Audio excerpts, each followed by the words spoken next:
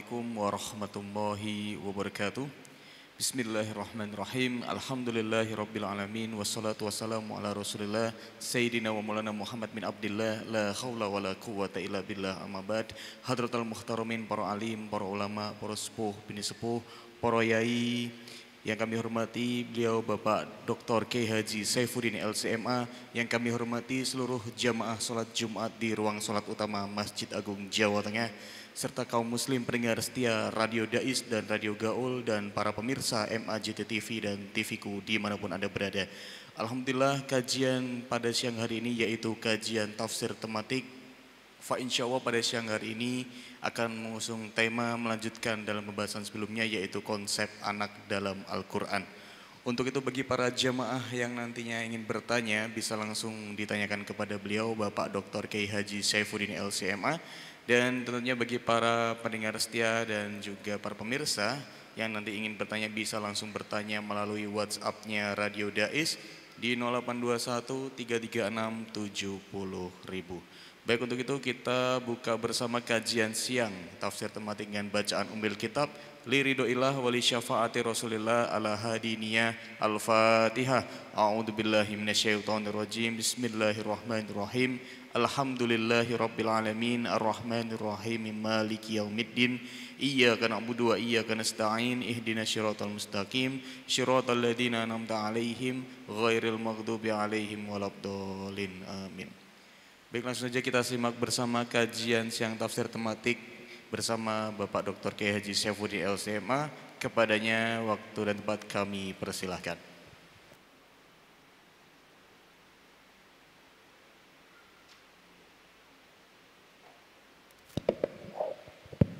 Assalamualaikum warahmatullahi wabarakatuh. Bismillahirrahmanirrahim. Alhamdulillahirabbil alamin wa bihi nasta'inu ala umuri dunya waddin.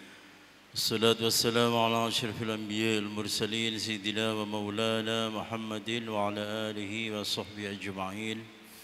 Rabbi shrah li sadri wa yassir li amri wahlul 'uqdatam min lisani yafqahu qawli, amma ba'du. Hadirin jamaah kajian tafsir tematik Masjid Agung Jawa Tengah yang dimuliakan oleh Allah, baik yang ada di ruang utama Masjid Agung Jawa Tengah, para pendengar setia Radio Dais, MAJT TV, TVku, dimanapun Anda berada yang dimuliakan oleh Allah.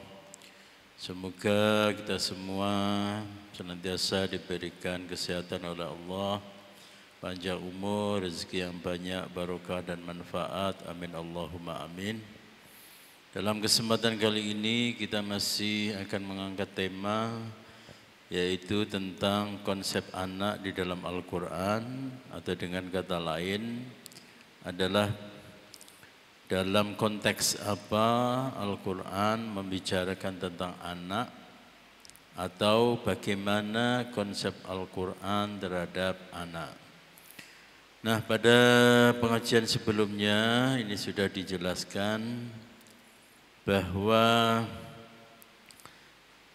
konteks yang diungkapkan oleh Al-Quran terkait dengan anak itu yang pertama adalah anak sebagai penyambung generasi.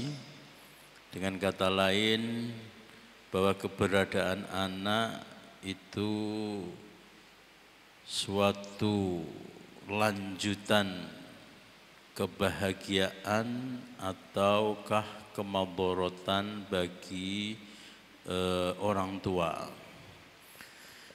Jadi contohnya adalah Nabi Musa, ya, Nabi Musa alaihissalam itu oleh Fir'aun, ketika Nabi Musa itu bayi itu berusaha untuk dibunuh, akan tetapi diselamatkan oleh Allah Subhanahu wa taala. Karena apa? Karena Nabi Musa itu akan menjadi ancaman kelak di kemudian hari atau di masa mendatang. Contoh juga pada zaman Nabi Musa, yaitu kisah Nabi Khidir yang membunuh seorang anak, ya, seorang anak. Itu kenapa? Karena Nabi Khidir mendapatkan wahyu bahwa anak tersebut itu kelak akan menjadi kedurhakaan akan menjadi bahaya bagi orang tua. Meskipun cerita tersebut di dalam Al-Quran itu Nabi Musa itu kelihatan kaget gitu ya. Kelihatan kaget tentang apa yang dilakukan oleh Nabi Khidir. Tapi itu bisa dikatakan itu semacam semacam pertanyaan balik kepada Nabi Musa.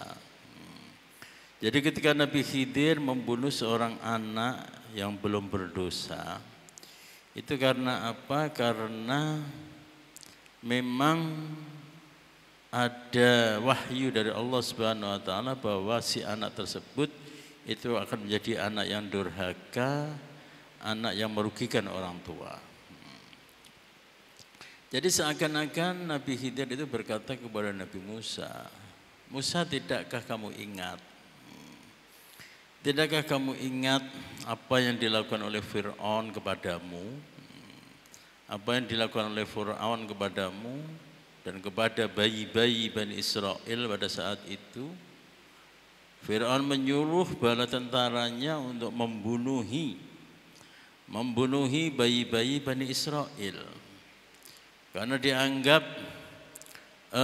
bayi-bayi Bani Israel, tepatnya itu adalah salah satu dari Bani Israel, itu akan menjadi kecelakaan bagi Fir'aun. Demikian juga yang dilakukan oleh Nabi Khidir. Nabi Khidir membunuh seorang anak itu karena si anak itu akan menjadi musibah bencana kepada orang tuanya. Tapi dari sini kita bisa melihat ya, kita bisa melihat perbedaan antara wahyu dengan akal manusia, atau tepatnya itu adalah para dukun-dukun ya, para dukun. Maksud saya begini, apa yang diramalkan oleh dukun itu memang benar, bahwa ada bayi di kalangan Bani Israel itu yang kelak itu akan menjadi musibah dan bencana bagi Fir'aun. Tapi si dukun-dukun itu tidak tahu bayi itu bayi yang mana. Bayi itu bayi yang mana yang kelak itu akan menjadi bencana dan musibah bagi Fir'aun. Berbeda dengan Nabi Khidir alaihissalam. Kalau Nabi Khidir berdasarkan wahyu dari Allah Subhanahu wa taala, beliau tahu tidak sembarangan ya, tidak sembarangan semua anak yang usia al-ghulam itu kemudian dibunuhi, enggak. Tapi beliau berdasarkan wahyu tahu.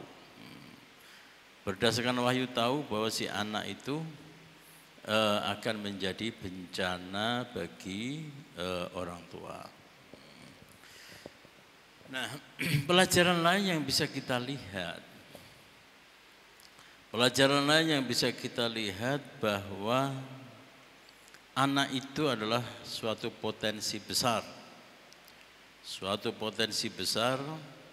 yang bisa menghancurkan segalanya. Demikian juga yang bisa menegakkan dan memakmurkan segalanya. Kemudian berikutnya itu diterangkan bahwa anak keturunan harus diperhatikan dalam doa. Ini kisahnya Nabi Ibrahim dan Nabi Ismail yang berdoa sekian ribu tahun yang lalu supaya anak keturunan Nabi Ismail itu ada yang menjadi nabi. Dan itu terwujud pada diri Nabi Muhammad sallallahu alaihi wasallam. Nabi Muhammad sallallahu alaihi wasallam itu adalah saldo kebaikan yang terkumpul selama ribuan tahun. Saldo kebaikan yang terkumpul sejak zaman Nabi Ibrahim dengan doanya, Nabi Ismail dengan doanya, anaknya Nabi Ismail dengan doa-doanya, cucunya Nabi Ismail dengan doa-doa dan riyadhahnya, buyutnya Nabi Ismail dan seterusnya sampai kepada diri Nabi Muhammad sallallahu alaihi wasallam. Dan yang selanjutnya dijelaskan bahwa anak keturunan harus dipastikan tetap beriman. Anak keturunan harus dipastikan bagaimana keimanan mereka, bagaimana agama mereka, bagaimana keislaman mereka. Itu harus dipastikan dengan benar. Dengan kata lain, sebagai orang tua harus merasa gelisah, harus susah, harus nelongso ketika akhlak, ketika kelakuan, ketika keimanan dan keislaman anak-anak kita itu belum menunjukkan kebaikan. Jangan sebaliknya, wong tua nelongso nek anake durung duwe pekerjaan, wong tua nelongso nek anake durung duwe omah, wong tua susah nek anake durung duwe mobil. Ya di satu sisi itu baik ya. Tapi ada yang lebih, ada yang harus dinelongsoni dengan lebih dan lebih serius, yaitu tentang keadaan iman dan Islam anak keturunan kita. Sebetulnya kita sudah banyak diajari di dalam Al-Quran.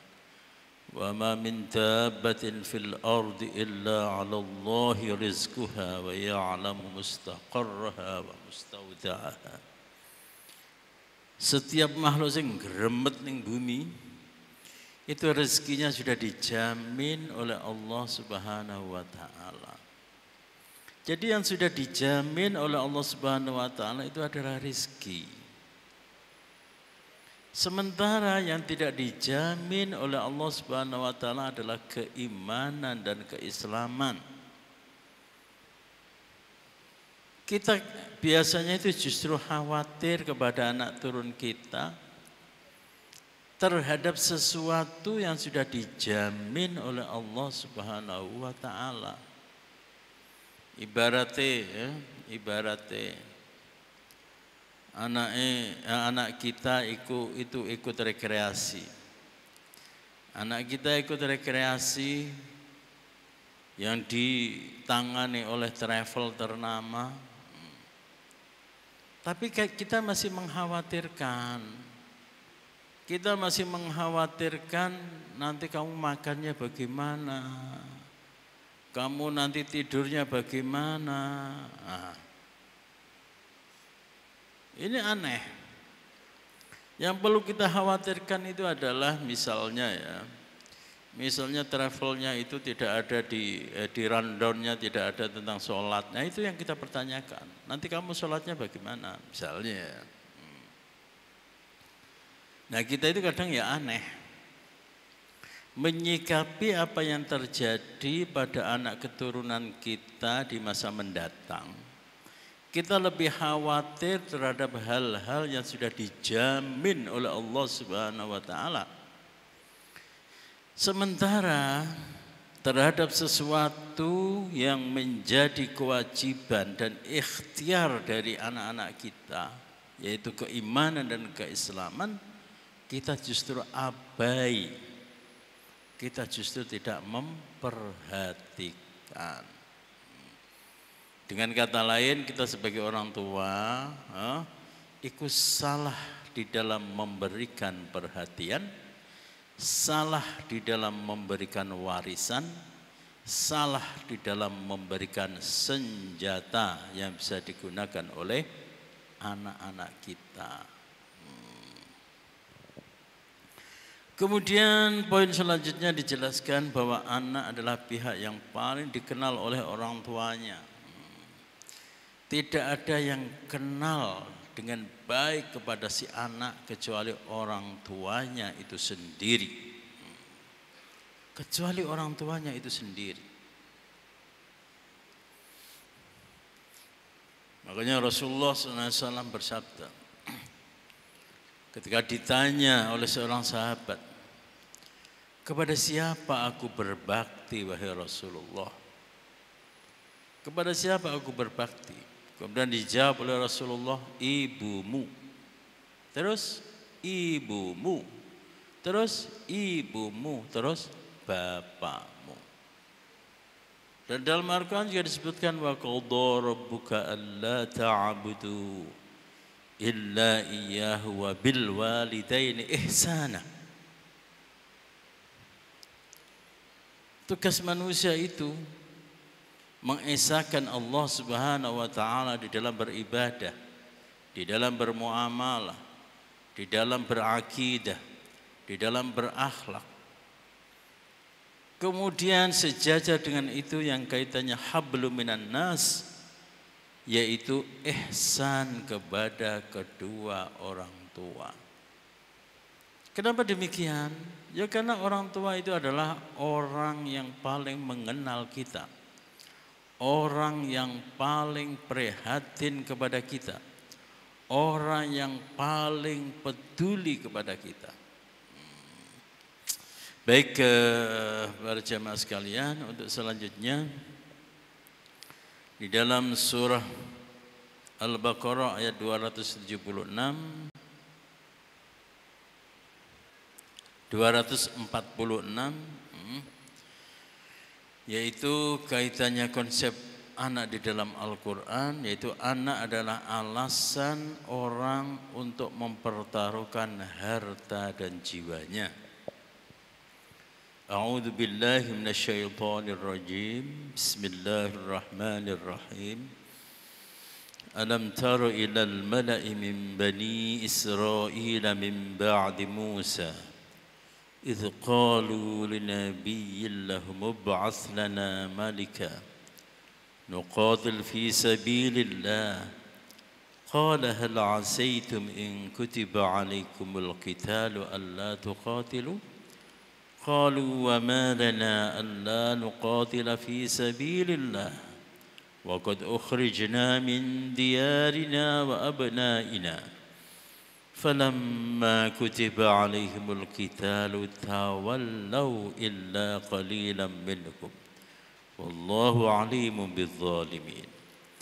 Tidakkah kamu perhatikan para pemuka Bani Israel setelah Musa wafat? Yaitu ketika mereka berkata kepada seorang nabi mereka, angkatlah seorang raja untuk kami, niscaya kami berperang di jalan Allah. Dia menjawab, jangan-jangan jika diwajibkan atasmu berperang, kamu tidak akan berperang juga. Mereka menjawab, mengapa kami tidak akan berperang di jalan Allah? Sedangkan sungguh kami telah diusir dari kampung halaman kami dan dipisahkan dari anak-anak kami.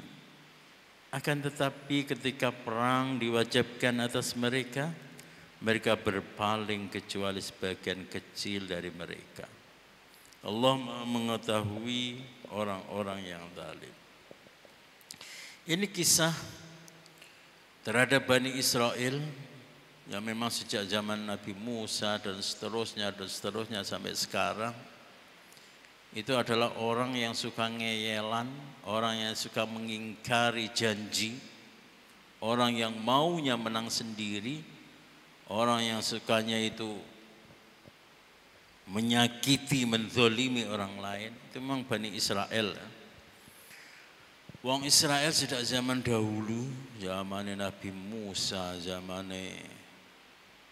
dan seterusnya lah. Sampai Nabi Musa meninggal sampai sekarang itu memang wataknya itu sama. Wataknya itu sama. Sehingga Al-Quran itu pun tidak membedakan antara Bani Israel pada zaman Nabi dengan Bani Israel pada zaman Nabi Musa. Itu dengan seruan yang sama, ya Bani Israel, dengan sebutan yang sama. Nah, di sini ceritanya adalah ketika Nabi Musa wafat, kemudian mereka menjadi teraniaya, diserang oleh bangsa lain dan seterusnya. Tidak ada pemimpin yang bisa mengkomando mereka untuk berperang. Akhirnya mereka matur kepada Nabi pada saat itu, seorang Nabi pada saat itu. Wahai Nabi Allah, coba tunjuk seseorang yang akan menjadi raja bagi kami. Singkat cerita, akhirnya Nabi Allah itu kemudian menunjuk seseorang yang menjadi nabi dan menjadi raja, yaitu raja Tolut. Nah, kengayalan Bani Israel yang pertama, jaluk turun karo Nabi supaya matur maring Gusti Allah, sudah dikasih jawaban, protes. Loh kok ngene iki? Ya kadang seperti kita juga ya. Kadang seperti kita. Bagaimana caranya kita memilih pemimpin? Udah pakai demokrasi saja. Begitu demokrasi dijalankan, kemudian terpilihlah seorang pemimpin. Loh kok ngene? Kemudian nesu-nesu, wah demokrasinya salah, curang dan sebagainya. Ya sing jenenge menungso niku yang namanya manusia semacam itu.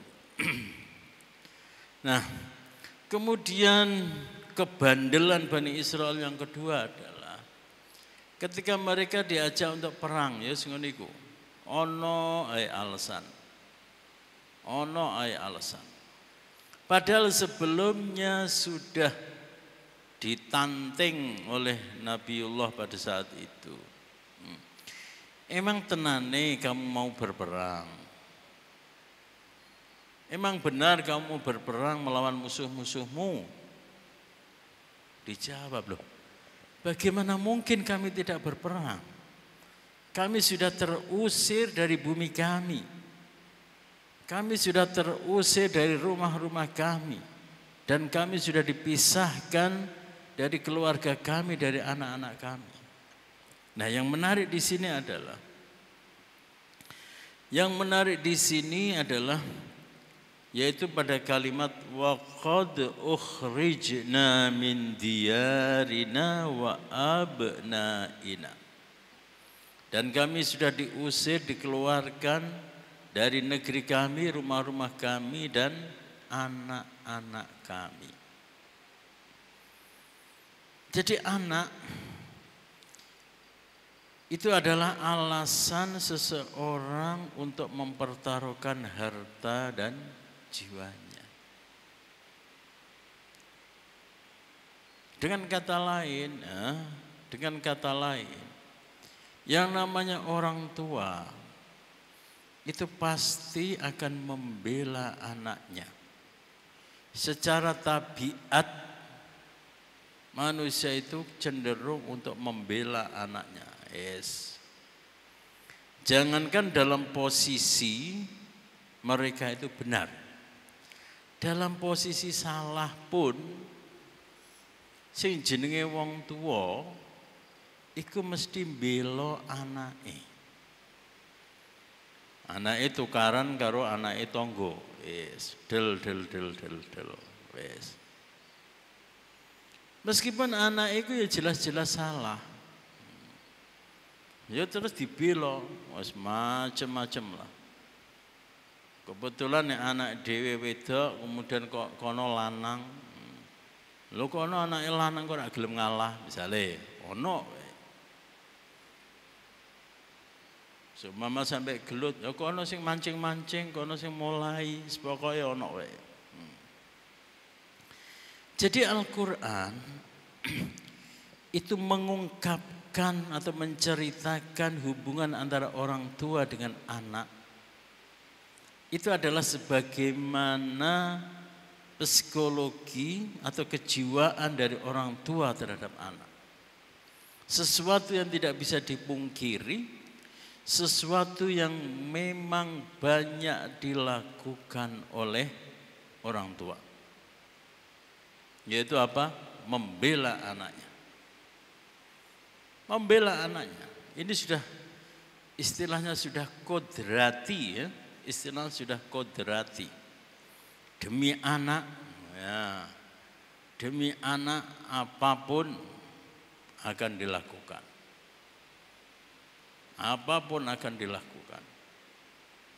Itu adalah sebagai kalau dalam maqasid syariah yaitu hifdzun nasl, yaitu menjaga keturunan. Ya karena itu yang sing jenenge maqasid syariah ya, ad-daruriyat al-khams, 5 perkara inti di dalam Islam. Itu di samping itu adalah ajaran dari Islam, tapi itu adalah naluriyah, itu adalah fitri, itu adalah kodrat dari manusia. Menungso belo agamane, menungso belo hartane, menungso menjaga anak keturunannya. Sebelum itu adalah perintah agama, itu adalah perintah dari hati nurani manusia itu sendiri. Makanya sangat tepat kalau dikatakan bahwa agama Islam itu adalah agama fitrah. Apapun ajaran dari agama Islam itu semuanya selaras dengan fitrah. Apapun, zakat, kenapa diwajibkan zakat? Di samping itu adalah kewajiban dari syara, itu adalah fitrah dari manusia. Fitrah dari manusia. Hanya saja terkadang kemudian tertutupi oleh hawa nafsu, tertutupi oleh kesombongan, tertutupi oleh rasa dengki dan sebagainya. Tapi pada dasarnya sing jenenge menungso ya, sing jenenge menungso. Kapan dekne iku roh tanggane, roh kancane, roh sedulure, dekne sedulure iku kekurangan. Iku secara fitrah, secara kodrati itu otomatis dia itu ada keinginan untuk memberikan sebagian hartanya kepada orang tersebut. Pasti itu. Sesibuk-sibuknya orang bekerja seharian, itu sejatinya dia itu membutuhkan ada sekian jeda waktu untuk mengecas, memberi asupan spiritual kepada dirinya. Ya, kalau kita itu adalah sholat 5 waktu, itu sebenarnya adalah fitrah. Sebagaimana perut itu lapar setelah tidak terisi 4-5 jam, jiwa itu juga lapar setelah tidak mendapatkan asupan selama sekian jam. Jadi semuanya adalah fitrah. Nah, di sini Al-Quran itu menjelaskan kepada kita bahwa pembelaan orang tua kepada anak-anaknya, mempertaruhkan harta, benda dan jiwanya, itu adalah fitrah. Meskipun modele wong Yahudi ya, modele wong Bani Israel, fitrahnya itu kemudian kadang tertutupi oleh kesombongan, tertutupi oleh hawa nafsu. Jenenge wong Yahudi Bani Israel. Wes ngerti dekne. Selama ratusan tahun semenjak Nabi Isa alaihissalam diangkat ke langit, selama 600 tahun mereka tidak disirami oleh kenabian dan wahyu. Secara fitrah mereka itu membutuhkan sing jenenge nabi. Akan tetapi yang ini potongan Bani Israel. Begitu datang nabi yang ditunggu-tunggu, melengos, ya? Melengos. Ini persis seperti ini. Dia sok-sok jago, sok semangat. Kami akan berperang untuk membela anak-anak kami. Tapi begitu genderang perang ditabuh dor dor dor neng Mahabharata apa itu jenis trompetnya ditiup ya, trompetnya ditiup melengos. Jadi memang wis apa contohnya panjang wis akeh ya, contohnya memang sudah akeh yang jenenge wong Yahudi Bani Israel itu mengingkari hati nurani. Baik, selanjutnya anak perempuan dijadikan sebagai alat objek diskriminasi oleh orang kafir. Sebagaimana tersebut di dalam surah Az-Zukhruf, amittakhadha mimma yakhluqu banati wa asfakum bil banin. Patutkah Allah mengambil anak perempuan dari sebagian yang telah Dia ciptakan dan memilihkan anak-anak laki-laki untukmu. Hei wong kafir, nek Gusti Allah iku mbek bayangke duwe anak. Kenapa bayanganmu bahwa anak-anak Gusti Allah iku kok wadon? Sementara kamu itu lebih suka dengan anak perempuan, dengan anak laki-laki. Iku logikane piye? Nek kanggo awakmu anak yang patut dibanggakan itu adalah anak laki-laki. Tapi kamu menyematkan anak kepada Allah Subhanahu wa taala bahwa Allah mempunyai anak perempuan, ini piye? Logikamu iki piye? Wong kafir ya. Kemudian selanjutnya anak perempuan adalah termasuk mahram, yaitu orang yang haram dinikahi. Ini juga tentang keharaman menikahi muhrim. Sebagai mahram. Tapi sering kita itu salah paham. Kita sering salah paham. Jadi misalnya Adnan ya, dua pacar. Ya. Kemudian Adnan arep demok-demok pacare. Mangke Mas, kita belum muhrim. Kita belum muhrim. Kita belum mahram. Lho sing jenenge bojo, kapan dekne iki dudu anakmu, kapan dekne iki dudu ponakanmu. Mbok selamanya iku ya muhrim. Selamanya iku ya muhrim. Terus jadi bojo terus jadi muhrim ya enggak ya. Ya semacamnya ya aneh ya. Makanya di TikTok atau di YouTube itu ya, wah, itu ada perempuan dengan mantan suaminya, dia tidak mau salaman. Wah, orang itu mempunyai akhlak, karena biar bagaimana mereka sudah bukan muhrim.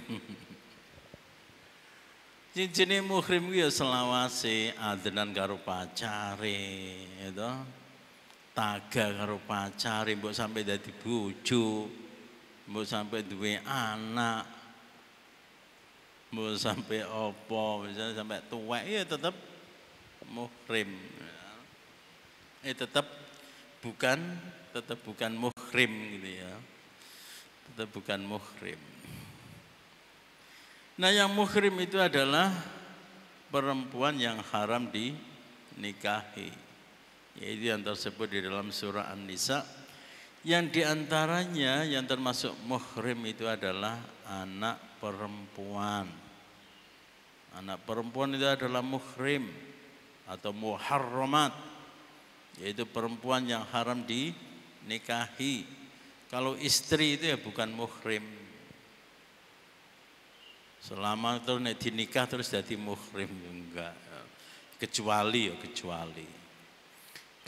kalau mereka itu mempunyai mereka itu adalah komunitas yang mempunyai istilah sendiri, ya apa-apa lah. Kalau mereka itu adalah komunitas yang mempunyai istilah sendiri, jadi adenan pacaran karo pacare, mari ngono terus nikah kemudian menjadi muhrim, ya mbuh lah, tapi itu bukan istilah syara. Nah, Di dalam surah An-Nisa ayat 23 itu dijelaskan tentang perempuan-perempuan yang haram dinikahi.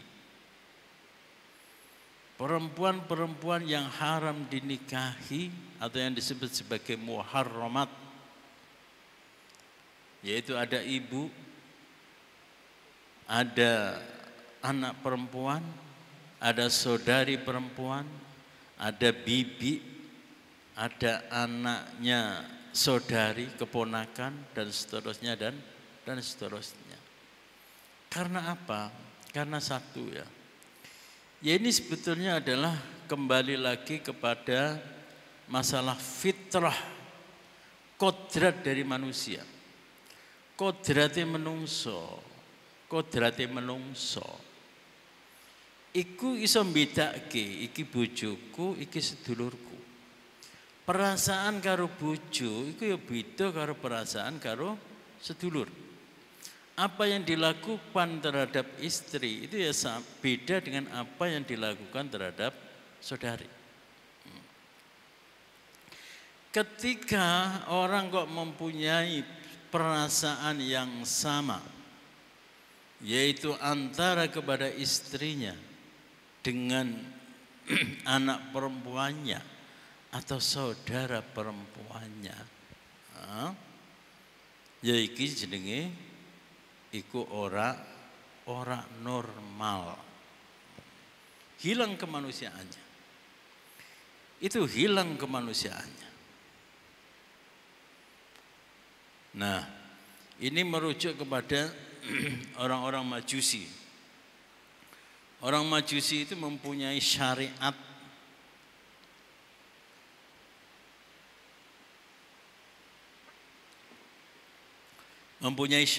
yang jenis syariat itu sakjane iki ana syariat sing baik, ana syariat sing buruk, ada syariat yang lurus, ada syariat yang sesat sebetulnya ya.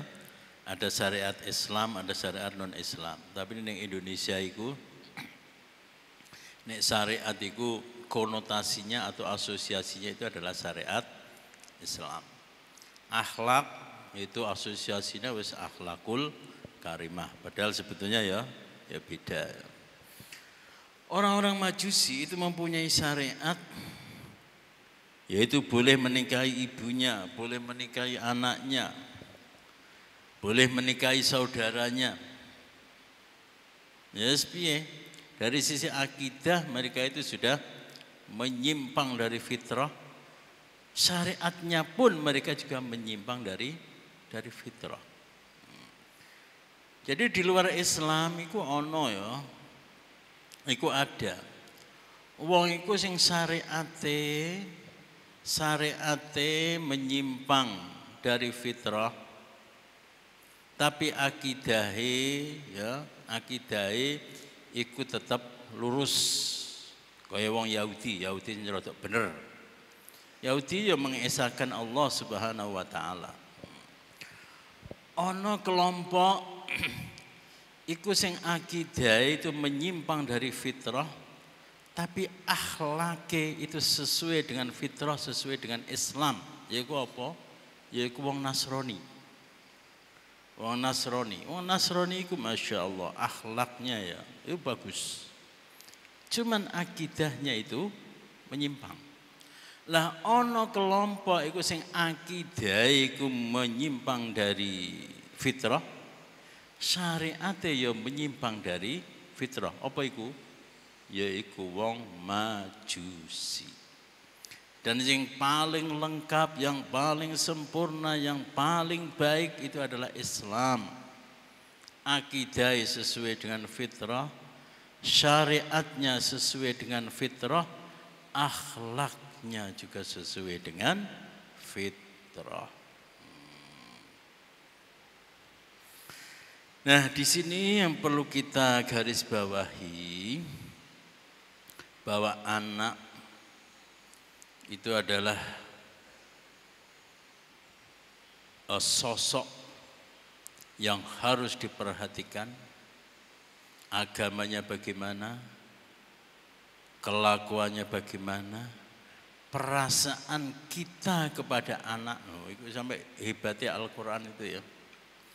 Hebatnya Al-Quran itu tentang bagaimana mengatur perasaan kita kepada anak kita, mengatur bagaimana sikap kita kepada anak kita, mengatur bagaimana masa depan yang harus kita canangkan untuk anak-anak kita.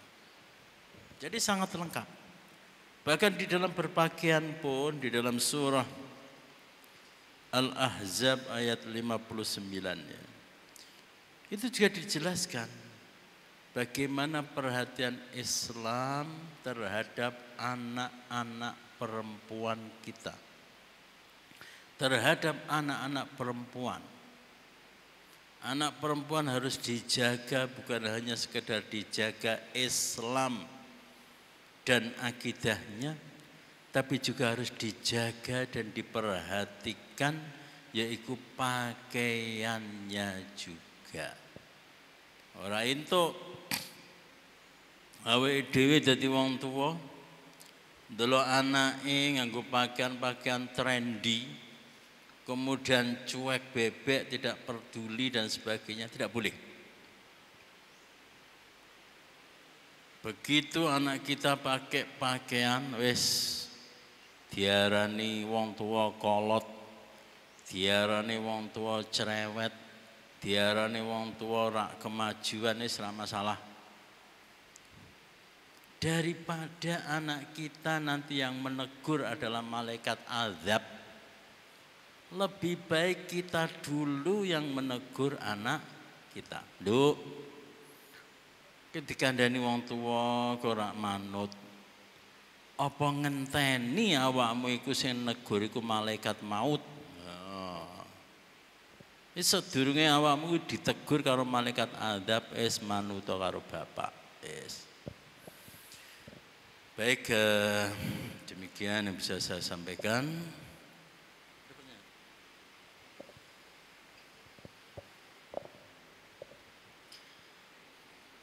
Baik, di sini ada pertanyaan dari pendengar Pak Yai, izin menyampaikan.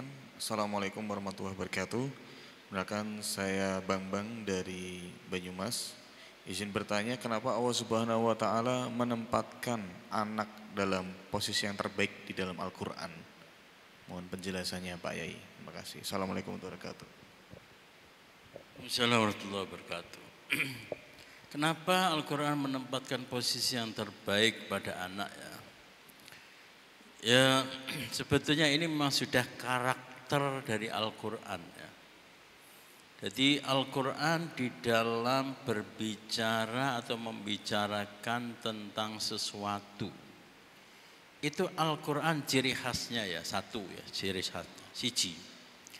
Al-Quran itu berbicara secara proporsional, adil proporsional. Berbicara tentang laki-laki dan perempuan, Al-Quran berbicara yang sangat proporsional. Berbicara tentang dunia dan akhirat, Al-Quran sangat proporsional. Berbicara tentang kaya dan miskin, Al-Quran berbicara dengan proporsional. Berbicara tentang sabar dan syukur, Al-Quran juga proporsional. Demikian juga berbicara tentang anak, berbicara tentang bapak, berbicara tentang istri, itu proporsional. Ada perasaan yang boleh kita berikan kepada orang lain, tapi tidak boleh kita berikan kepada anak. Ada perhatian yang boleh kita berikan kepada istri, tapi tidak boleh kita berikan kepada anak. Proporsional. Yang kedua, karakter dari Al-Quran itu tema-tema pandangannya itu adalah fitrah atau kodrati, sesuai dengan fitrah. Apapun, masalah apapun, masalah pekerjaan, masalah kemanusiaan, masalah imamah, masalah wanita, masalah laki-laki, masalah sholat, apapun itu berdasarkan fitrah. Wa aqim wajhaka lid-din hanifah fitratallahi allati fataran nas 'alaiha la tabdila li khalqillah. Agama itu adalah fitrah. Dan yang ketiga, Al-Quran itu adalah at-tamkin, At-tamkin maksudnya adalah pemberdayaan. Ketika Al-Quran berbicara tentang akal, itu tidak hanya sekedar Al-Quran berbicara tentang akal yang proporsional, bagaimana posisi akal dibanding nafsu, bagaimana posisi akal dibanding dengan hati nurani. Tidak hanya berhenti di situ, tapi bagaimana akal itu bisa diberdayakan menjadi kekuatan yang positif, kekuatan yang hebat. Demikian juga berbicara tentang perempuan tidak hanya sekedar bagaimana proporsinya Al-Quran dibanding proporsinya perempuan. Ketika berbicara tentang perempuan, bagaimana proporsi perempuan dibanding dengan laki-laki, tidak. Tapi Al-Quran juga berbicara tentang pemberdayaan perempuan. Jadi sebetulnya tidak hanya sekedar anak perempuan yang mendapatkan perhatian khusus dari Al-Quran, akan tetapi yang diperhatikan oleh Al-Quran adalah semuanya, dan secara umum perhatian Al-Quran terhadap tema-tema kehidupan kita, kehidupan masa datang, kehidupan masa lampau, itu dengan 3 karakter. Yang pertama adalah proporsional, yang kedua adalah qudrati, dan yang ketiga adalah at-tamkin, yaitu pemberdayaan. Oke. Baik, hadirin sekalian, demikianlah yang bisa saya sampaikan. Kurang lebihnya mohon maaf. Allahu minkum. Assalamualaikum warahmatullahi wabarakatuh. Waalaikumsalam warahmatullahi wabarakatuh. Alhamdulillahirrabbilalamin. Kajian tafsir tematik pada siang hari ini telah selesai.